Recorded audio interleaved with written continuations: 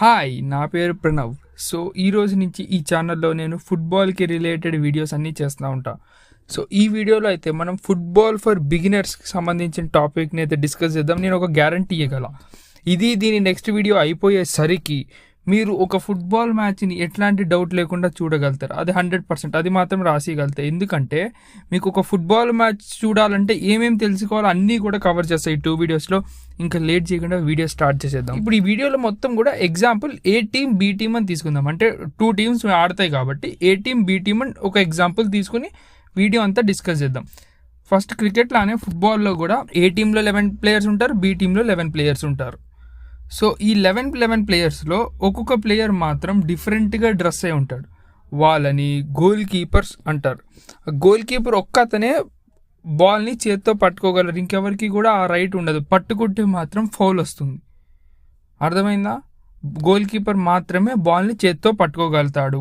మిగిలిన వాళ్ళు వాళ్ళ కాల్తో కానీ చెస్ట్తో కానీ ఆర్ఎల్స్ హెడ్తో కానీ బాల్ని షూట్ చేయగలుగుతారు, ప్లే చేయగలుగుతారు.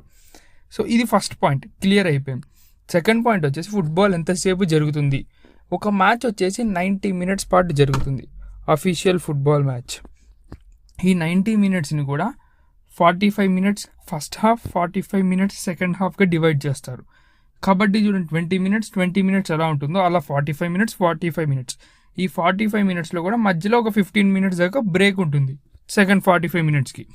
సో ఈ ఫుట్బాల్లో ఉండేది రన్నింగ్ క్లాక్ అంటారు. రన్నింగ్ క్లాక్ అంటే మధ్యలో ఇంజరీ అయినా, టీమ్ రివ్యూ అయినా, డ్రింక్స్ బ్రేక్ అయినా, టైమ్ అవుట్ అయినా కూడా ఆ క్లాక్ అనేది ఆగదు. ఒక డౌట్ రావచ్చు, టైం వేస్ట్ అవుతుంది కదా అలా ఆపకపోతే అంటే. అక్కడే ఇంజరీ టైం అనేది ఒక రోల్ ప్లే చేస్తుంది.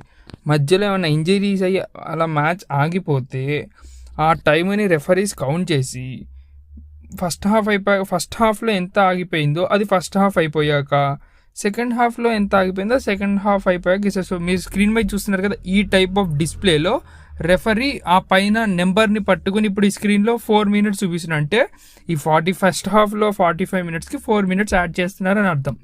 లేదా సెకండ్ హాఫ్లో ఉన్న 45 మినిట్స్కి 4 మినిట్స్ ఎక్స్ట్రా ఇస్తున్నారు, అది 4 మినిట్స్ ఇంజరీ టైం. అదే కొన్నిసార్లు 5 ఉంటుంది, కొన్నిసార్లు 3 ఉంటుంది. జనరల్గా మనం 1 to 5 మినిట్స్ మధ్యలో చూస్తాం. కొన్ని కేసెస్లో మాత్రం అది 7-8 మినిట్స్ దాకా వెళ్తుంది, కానీ అంతకు మించి అయితే వెళ్ళదు. సో ఇది సెకండ్ టాపిక్. ఇప్పుడు మనం డిస్కస్ చేసుకునే థర్డ్ పాయింట్ వచ్చేసి సైడ్ లైన్స్. ఇప్పుడు మీరు స్క్రీన్ మీద చూస్తుంటే ఈ 2 లైన్స్ని సైడ్ లైన్స్ అని పిలుస్తారు. బాల్ కనుక ఈ సైడ్ లైన్స్ బయటకు వెళ్తే ఏ టీం ప్లేయర్కి తగిలి వెళ్ళిందో దాని అపోనెంట్ ప్లేయర్కి బాల్ వాళ్ళ కంట్రోల్లోకి తీసుకునే ఛాన్స్ ఇస్తారు. అంటే బాల్ ఇప్పుడు ఏ టీంకి తగిలి బయటకు వెళ్ళింది అనుకోండి, బి టీం ప్లేయర్కి ఆ బాల్ లోపలికి త్రో ఇన్ అంటారు, దాన్ని చేతితో లోపలికి వాళ్ళ టీం ప్లేయర్కి పాస్ చేస్తాడు. సో అక్కడ నుంచి మళ్ళీ బాల్ ఈ అపోనెంట్ బి టీం కంట్రోల్లోకి తెచ్చుకోవచ్చు, అదొక ఛాన్స్. సో నెక్స్ట్ విషయాల గురించి డిస్కస్ చేసే ముందు మనం ఇంకొక పాయింట్ డిస్కస్ చేయాలి, దాన్నే పొజిషన్. మీరు ఒక ఫుట్బాల్ మ్యాచ్ చూస్తున్నారు, ఫర్ ఎగ్జాంపుల్ ఒక ఫస్ట్ హాఫ్ అయిపోయాక, పోనీ ఒక మ్యాచ్ అయిపోయాక మీకు స్క్రీన్ మీద ఇలాంటిది డిస్ప్లే అవుతుంది, స్కోర్ కార్డ్. పైన 1 గోల్ 2 గోల్స్ అలా ఏ టీం ఎన్ని గోల్స్ స్కోర్ చేసిందో ఇస్తారు. ఎవరు ఎక్కువ గోల్స్ స్కోర్ చేస్తే వాళ్ళు గెలిచినట్టు. ఇది ఈజీ మీకు చూడడానికి. దాని తర్వాత పాయింట్ చూసుకుంటే పొజిషన్ అంటే బాల్ ఎవరి దగ్గర ఎంతసేపు ఉందో దాన్ని పర్సంటేజ్లోకి క్యాలిక్యులేట్ చేసి మనకి ఇక్కడ డిస్ప్లే చేస్తారు. ఇప్పుడు చూడండి, ఫస్ట్ టీం దగ్గర 60%, సెకండ్ టీం దగ్గర 40% అని ఇచ్చారు. సో దీన్ని బట్టి ఏమర్థమవుతుంది, 60% ఆఫ్ మ్యాచ్ బాల్ వీళ్ళ కంట్రోల్లో ఉంటే ఇంకొక 40% of match ball B team కంట్రోల్లో ఉంది.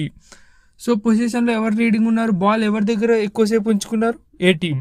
సో ఇక్కడ చూసుకుంటే ఈ కొన్ని సినారియోస్లో కూడా మ్యాచ్ ఎనలైజ్ చేయొచ్చు, మన టీం ఎలా ఆడిందో. ఓన్లీ గోల్స్ పరంగా కాకుండా మన టీం ఎలా ఆడిందో ఈ ఫ్యాక్టర్స్ అన్ని కూడా చూసుకుని మనకు నాలెడ్జ్ అనేది వస్తుంది. దాని తర్వాత పాసెస్ ఉన్నాయి. ఆ టీం ప్లేయర్స్ ఎన్ని పాసెస్ చేశారంటే, ఇప్పుడు ఏ టీంలో 11 ప్లేయర్స్ ఉన్నారంటే 1-2 అలా ఆ ప్లేయర్స్ ఎన్నిసార్లు పాసెస్ ఆడగలిగారు అనేది పాసెస్. దాని తర్వాత షాట్స్ ఆన్ టార్గెట్ అంటే గోల్ మీదకి ఎన్ని షాట్స్ షూట్ చేయగలిగారు. తర్వాత yellow cards, red cards, fowls, తర్వాత కార్నర్.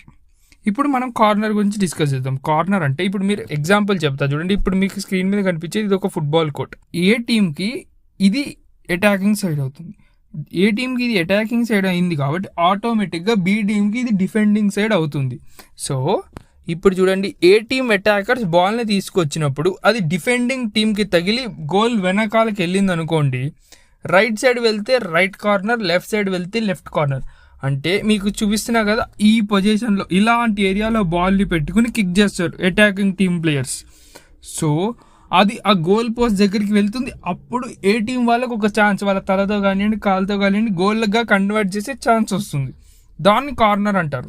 అదే బి టీంకి తగలకుండా ఏ టీంకి తగిలి బయటకు వెళ్ళింది అనుకోండి, అక్కడ నుంచి బాల్ బి టీం కంట్రోల్లోకి తెచ్చుకునే ఒక ఛాన్స్ అనుకోవచ్చు. ఈ పొజిషన్ నుంచి గోల్ కీపర్ మళ్ళీ గేమ్ స్టార్ట్ చేస్తాడు. గేమ్ స్టార్ట్ చేయడం అంటే లైక్ గోల్ కిక్ అంటారు దీన్ని. ఇక్కడ నుంచి బి టీం ప్లేయర్స్కి పాస్ ఇచ్చి మ్యాచ్ అనేది మళ్ళీ స్టార్ట్ అవుతున్నట్టే. బాల్ అనేది వాళ్ళ కంట్రోల్లోకి తెచ్చుకునేది ఒక ఛాన్స్. అదే ఏ టీం డిఫెండింగ్ సైడ్ ఏ టీంకే తగిలి వెళ్తే మళ్ళీ బి టీంకి కార్నర్ అనేది వస్తుంది. అర్థమైంది కదా, సింపులే. దాని తర్వాత ఇంకొక మెయిన్ రూల్ ఉంది ఫుట్బాల్లో, ఆఫ్ సైడ్ గోల్ రూల్. ఈ ఆఫ్ సైడ్ గోల్ రూల్ గురించి మనం నెక్స్ట్ వీడియోలో క్లియర్గా డిస్కస్ చేద్దాం. పెద్ద కష్టమైన రూల్ అయితే కాదు, కొంచెం అర్థం చేసుకుంటే మాత్రం ఈజీగానే ఉంటుంది. సో ఇంకొకటి, మ్యాచ్ స్టార్ట్ అయ్యే ముందు ఈ సెంటర్లో ఒక ప్లేయర్ బాల్ పట్టుకున్నాడు కదా, దాన్ని స్టార్టర్ అంటారు. మ్యాచ్ అక్కడి నుంచే స్టార్ట్ అవుతుంది. ఏదో ఒక టీంకి గోల్ పడిందంటే దాని అపోనెంట్ టీం మళ్ళీ అక్కడి నుంచి స్టార్ట్ చేస్తారు. సో ఈ వీడియోకి అయితే అంతే. ఈ వీడియో కనుక మీకు నచ్చితే ఒక లైక్ చేయండి. ఆల్సో ఇలాంటి వీడియోస్ కోసం ఛానల్ని సబ్స్క్రైబ్ చేసుకోండి. ఈ వీడియోని మాత్రం మీ ఫ్రెండ్స్కి షేర్ చేయడం మర్చిపోకండి. Thank you.